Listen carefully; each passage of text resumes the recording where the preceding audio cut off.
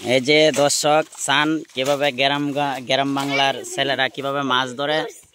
তো ওরা ছোট্ট একটা গাতা মাইতে মাছ ধরতেছে। এখনো কি মাছ আছে কিনা ওরা সন্দেহ আছে। তো কোনো মাছের কোনো ইয়া দেখা যাইতেছে না।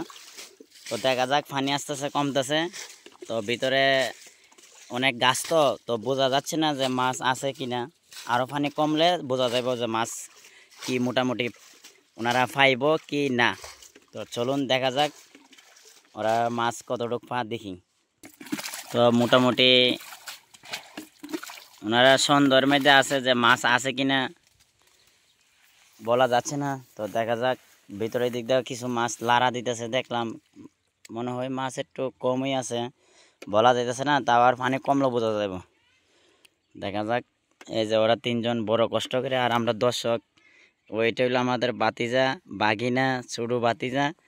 তো আমরা গ্রাম বাংলার যে ছেলেরা কীভাবে মাছ ধরে আমরা দেখতেছি, খুবই সুন্দর আমাদের গ্রামটা। এই হইলো আমাদের গ্রাম। দেখুন ওরা মোটামুটি দেখতে আশেপাশে অসংখ্য বাড়িঘর হয়ে গেছে। এই হইলো আমাদের গ্রামের বাংলার ঘর বাড়ি। তো মোটামুটি অনেক সুন্দর সুন্দর, এদিক দিয়ে তো বেশি দেওয়াল।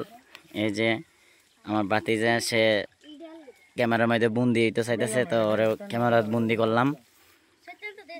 আমরার বাড়ি হইলো ওই যে এইদিকে দিয়ে। আমরা এখন যাইতেছি বাজারে, যেহেতু আজকে শুক্রবার মনপুর বাজার। তো আমরা এই দিক দিয়ে যাইতেছি বাজার করতাম। এই ওরা লাড়া দিতেছে, দেখা যাক মাছ আছে কিনা। চাই এখন কি ওরা মাছ কি ধরবো কিনা দেখি।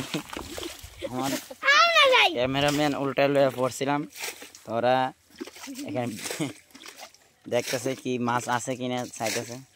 বহুত কান পর একটা উকুল্লা মাছ পাওয়া গেছে। এমনিতে ওরা বৈশা ইত্যাদি ছোট ছোট কানফনা দারিনা কোঠি এগুলো পাইতেছে। তো বড় মাছ নাই। তো ওরা খুবই কষ্ট করে, ছোট ছেলেরা এই অত বড় বিশাল বড় একটা পুষ্কনি হেচ্ছে। তো এখনো ওই ধরনের কোনো মাছ পাইতেছে না। দর্শক অসংখ্য মানুষ দেখতেছে ওনাদের পরিশ্রম কষ্ট। তো মোটামুটি ওরা দেখতেছে যে মাছ নাই। তো আমার মনে হয় কোনো মাছ বেশি আছে। তো ওরা যে পরিশ্রম করছে সে পরিশ্রম অনুযায়ী ওরা একটা মাছ পায় নাই। তো খুবই দুঃখজনক। তো ওনাদের জন্য দোয়া করবেন, ওরা যেন আগামীতে আবার সুন্দর সুন্দর মাছ পায়। তো আজকের মতো ভিডিওটা এখানেই। সবাই ভালো থাকবেন, বিদায়, ধন্যবাদ।